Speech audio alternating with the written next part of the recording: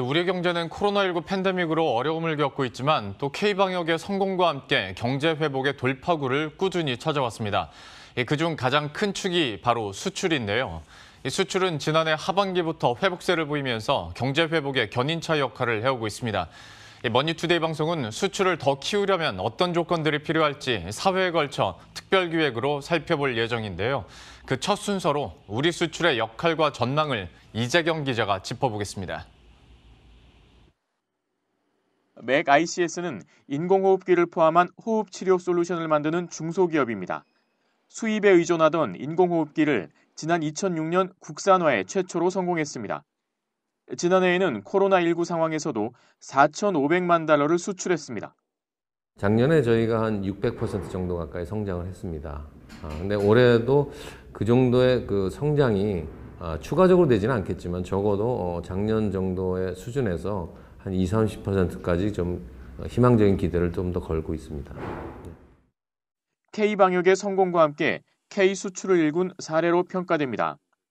이런 기업들의 선전으로 우리 수출은 지난해 하반기부터 코로나19의 영향을 벗어나기 시작했습니다. 지난달 수출은 448억 1천만 달러로 1년 전보다 9.5% 성장했습니다. 지난달까지 4개월 연속 플러스를 기록했는데 이런 4개월 연속 증가는 35개월 만이었습니다. 정부는 올해 총수출 증가율이 8.6%가 될 것으로 전망하고 있습니다. 이런 수출 증가는 올해 우리나라 경제 성장을 이끌 것으로 예상됩니다. 최근 우리 수출은 중국, 미국, EU 등 3대 시장에서의 증가세가 주도하고 있습니다. 앞으로는 신남방, 신북방 등 지역으로도 확대한다는 방침입니다. 지난달에는 캄보디아와 최단 기간의 협상을 통해 FTA를 맺었습니다. Korea and Cambodia also agreed on even higher level of market opening than the Korea-ASEAN FTA currently in place and recently signed RCEP agreement. 우리나라는 2004년부터 FTA를 통해 경제 영토를 확대해 왔습니다. FTA 발효국은 지난해 우리 교역의 72%, 600억 달러가 넘는 흑자를 가져다 줬습니다. 올 하반기에는 인도네시아를 비롯한 여러 동남아 국가들과 자유무역협정을 발효할 예정으로 신남방 시장이 새로 열립니다. 정부는 FTA를 통한 수출 극대화를 위해 수출 마케팅, 금융, 물류 등 다각적인 지원을 지속할 계획입니다.